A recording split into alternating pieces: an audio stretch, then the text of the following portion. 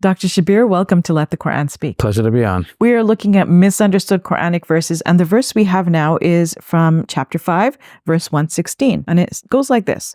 God said, Jesus, son of Mary, did you say to people, worship my mother and me as gods instead of God?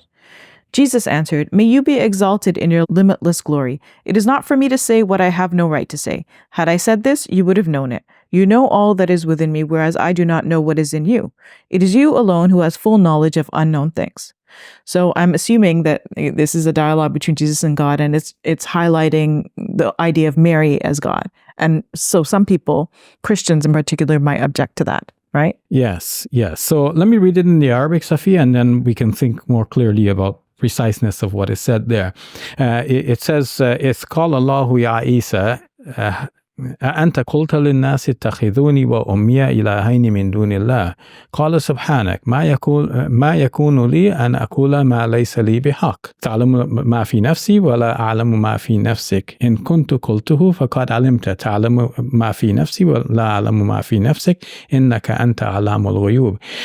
So roughly, if I translate it in my own mind, when God said to Jesus, now, I'm using the past tense here, but I'll explain that. When God said to Jesus, did you say to people, take me and my mother as gods besides God?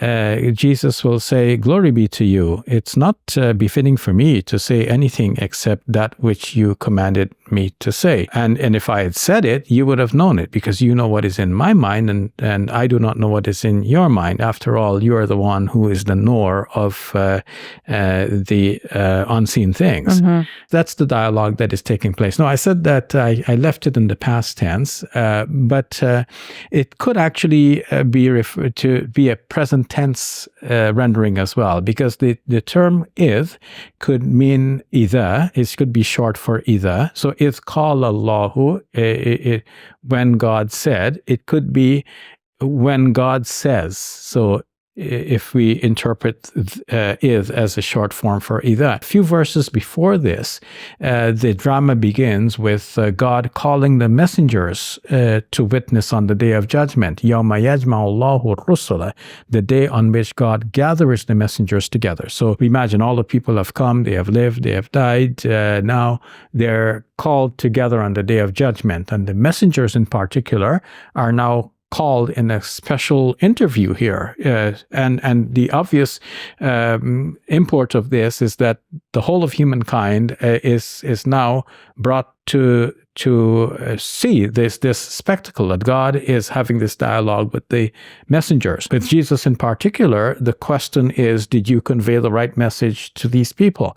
So if people have followed something incorrect, they have no reason now to say that, oh, because we heard it from Jesus, that's why we took him as a God, or we took him as his mother as gods beside God. Now, Jesus is here declaring before all and sundry that this wasn't his teaching. He only taught that which God commanded him to preach, which is, of course, from the Quranic perspective, the doctrine of Tawheed, the oneness of God, and that there is only one God, the God that Jesus himself worshipped. So this is about a futuristic progression, a dialogue that will take place on the day of judgment. So if somebody is objecting to this verse, which is where the misunderstanding comes, some of our friends will say, oh, but we don't take Mary as God, right? Yeah. So your Quran somehow is wrong, misunderstood our doctrine, and think that we and how could God misunderstand your doctrine? Right? And therefore the Quran is not from God, and so on. So the answer to this could be from several points of view, or several points can be mentioned about this. One is that because this is a futuristic dialogue, if any time between now and before the day of judgment, people do actually take Mary as God, then this will be literally shown to have manifested itself, right? That's what the dialogue is going to be about, the fact that people have taken Mary as God. Second, from the Quranic point of view, any devotion that is due to God, if it's given to someone else, it's like taking that person for God. And actually, it's not not only the Quranic point of view.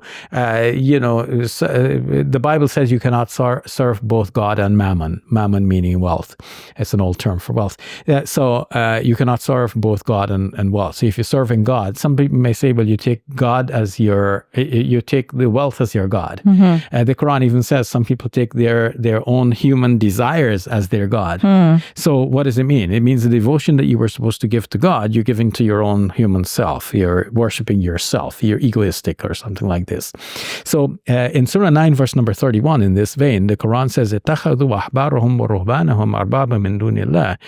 they take their priests and rabbis as gods instead of God, or in the place of God. And what does that mean? According to classical Muslim commentators, it means that they took their laws and regulations from the priests and rabbis rather than following God. And the Bible even condemns some people for this. You follow the laws that were made by man rather than the law of God. So you see that there are many dimensions to this, but recall a previous discussion where we mentioned Sidney Griffith and the way in which the Quran calls on people to view things.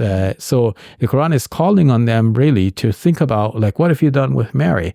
And in history, Mary has actually been shown a lot of devotion. In the first place, they referred to her as Theotokos, which means God-bearer, because once they took Jesus to be God, they thought about his mother. If Mary gave birth to Jesus, what did she give birth to? Did she give birth to a human being who was then somehow deified? Or did she give birth to God actually? So they said she gave birth to God, and therefore she is God-bearer, Theotokos, a Greek term. And a lot of devotion has been shown to Mary in history, and that is devotion that really, from a Muslim point of view, belongs to God alone. So in that sense, it is appropriate that God would say to Jesus, did you tell people to take me and to take Jesus and his mother as gods besides God? And Jesus will demur and say, no, I didn't teach that. I taught only what you commanded me to preach. Very interesting. Thank you for sharing, Dr. Shabir. You're welcome. Assalamu alaikum. Welcome to Muslim Media Hub, the new home of Let the Quran Speak. Here we spread positivity and good. We help people experience the beauty of Islam and help them appreciate and understand Muslims. This beautiful building we purchased at cost $2.3 million. Yeah, we've already raised a third of that money, and with your help, inshallah, we can pay off the rest. So we're looking for people who can give $1,000 each. If you can be part of the select group, that's amazing. Otherwise, just please give whatever you can. Every dollar counts. It's our collective responsibility to share the message of Islam with our fellow human beings. Please help us continue this good work. It's a sadaqah jariyah, something that will continue to be a benefit to the Muslim community long after Safiya and I are gone. Please support our work at muslimmediahub.com. Your support is zakat eligible and tax deductible. May Allah bless you and your loved ones today and always. Assalamu alaikum. Assalamu alaikum.